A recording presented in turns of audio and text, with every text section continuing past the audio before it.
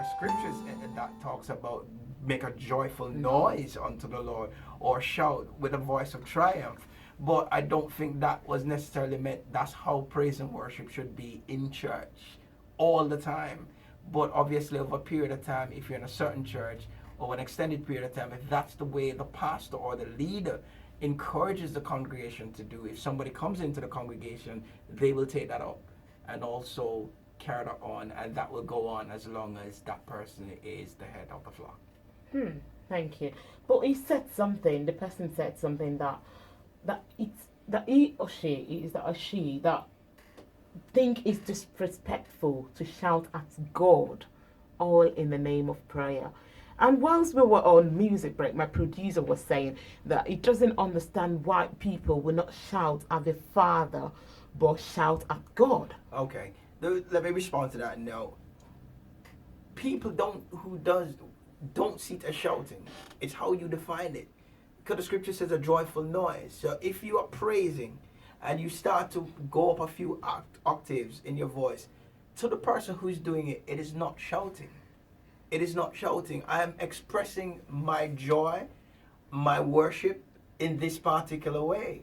Where it becomes challenging is when we start to judge people who don't do it the way we do it. Yeah. You see what I'm saying? So it's not so much shouting to the person who's doing it. It is their praise, their exuberance. This is how I want to declare my, when I think about the goodness of God and all he has done for me, something inside of me want to lift my voice and shout. Can't keep it to myself. No. To a next person whose culture, whether it be church culture or ethnic origin, may respond to the same thing differently. So I think the important point here is not so much whether they're shouting or not, is whether one person don't judge somebody, look down on somebody who do it one way or the other. Thank you very much for that. I do really like that. A teenager sent this in. I agree. I shouldn't call elderly people by their first names, but I am embarrassed calling people that I know are not family, uncles and aunties. Do you know how many people I have to call daddy, mommy, grandpa and grandma? My parents said it is mark of respect, but how I call a person's name show respect? Epi, please help us. You know, I once heard this woman said she used to call this auntie, and she did not have a single respect to her. So I can sort of understand her. I don't know where she is from or where she's coming from, because if your parents are from Africa, it's a definite thing because it's automatically in us anyway. But like my children, I taught them how to respect somebody. Address them. You don't have necessarily to call him daddy or you call him uncle, but respect. You know, even if sometimes you can call someone uncle and you don't even respect them. You can say hi uncle. You know, it doesn't mean that you are respecting them. But when you are a respectful person, automatically there's a way you address people. Even if you call somebody by their name, there is a way of respect you can do to somebody. So I don't know. I myself, I can't judge that because I don't fully know about it.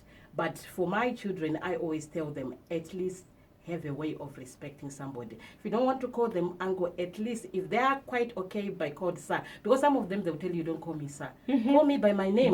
So if that's what they want, fine, you know, go by that. Why should you enforce uncle if they don't want to be called uncle? You know what I mean? And if you don't feel comfortable in respecting that person to be as uncle, why doing it? Whatever we do, let us do to the glory of God, not to the glory of men. Thank you. Thank you very much. I like that. Can someone ask my wife to look me in the eyes? She says she can't because she has been raised to respect people that much. Please. Right, okay. Again, because that is not consistent with my culture, so I really can't speak to that in great details. I only knew of that aspect of it, obviously, since I have come across people from an African background. But I think both persons need to speak about it. I'm a big advocate of communicating. And in marriage, you do what is called compromising. And one of the compromise in marriage is always to kind of come back on your culture to embrace what is best for both of you. Now, if one person is asking you to do look me in the eyes, then you should comply. However, the other partner must realize that this is so embedded in her that it's going to take some time before she reach that place where she can look him in the eyes. And what he can do is do subtle things that will help her to overcome that sort of hurdle in their relationship.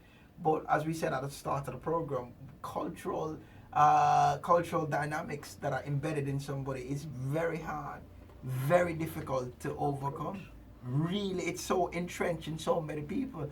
And I think even in Christendom, even in church, a lot of things is so embedded in people that even in the presence of truth, evidence, they can't really go beyond what they were taught, what they were implied. Let's give you an example.